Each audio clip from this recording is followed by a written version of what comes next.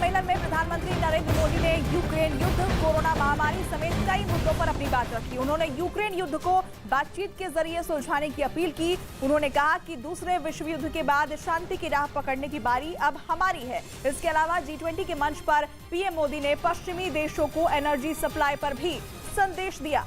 युद्ध विराम का रास्ता खोजना होगा।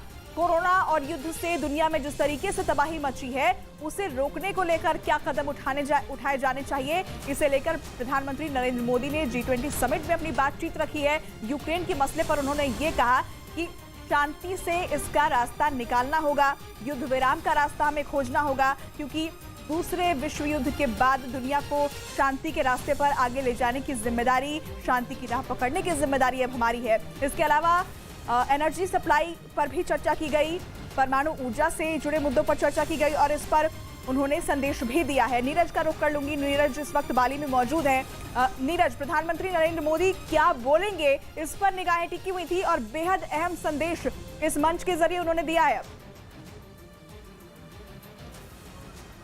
देखिए, बिल्कुल महत्वपूर्ण अंतर्राष्ट्रीय मंच है और जब आप फूड और एनर्जी सुरक्षा की बात करते हैं तब G20 का मंच अपने आप में बहुत महत्वपूर्ण होता है। दुनिया को एक सीख दी है कि दूसरे विश्व युद्ध के बाद ये मौका है तमाम विश्व के ताकतवर देशों के नेताओं के लिए कि वो शांति की राह पकड़े। और अगले साल होने वाले G20 सम्मेलन जो कि भारत में होना है, गांधी और बुद्ध की धरती से शांति का संदेश देने की सीख पूरे दुनिया के नेताओं को दी है। और इसके अलावा बार बार पश्चिमी देशों की तरफ से ऊर्जा सुरक्षा पर, ऊर्जा की सप्लाई पर जो प्रतिबंध लगाए जा रहे हैं, उस पर भी प्रधानमंत्री की तरफ से नसीहत दी है, क्योंकि इस बैठक में पश्चिमी देशों के कई बड़े नेता, चाहे अमेरिका के राष्ट्रपति की बात करें या फ्रांस और दूसरे देशों के नेताओं की बात करें, तो तमाम देशों के नेताओं को एक संदेश भी है कि अगर आप ऊर्जा सुरक्षा पे या ऊर्जा की सप्लाई पे प्रतिबंध लगाते हैं तो ये दुनिया को संकट होगा। इसके अलावा यूएन सिक्योरिटी जैसे मसले, यूएन में सुधार जैसे मसलों पर प्रधानमंत्री नरेंद्र मोदी की तरफ से एक बार फिर दोहराया गया कि यह संस्थाएं तमाम उन मुद्दों पर, चाहे जलवायु परिवर्तन की बात करें,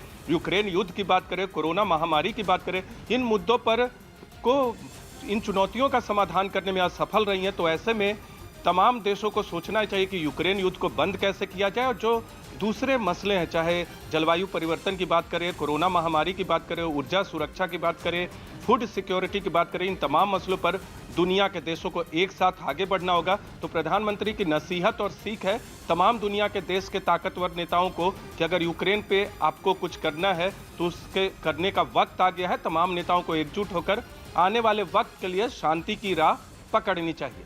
बिल्कुल नीरज, आप अपनी नजर बनाए रखिएगा। फिलहाल ये बेहद महत्वपूर्ण बातें प्रधानमंत्री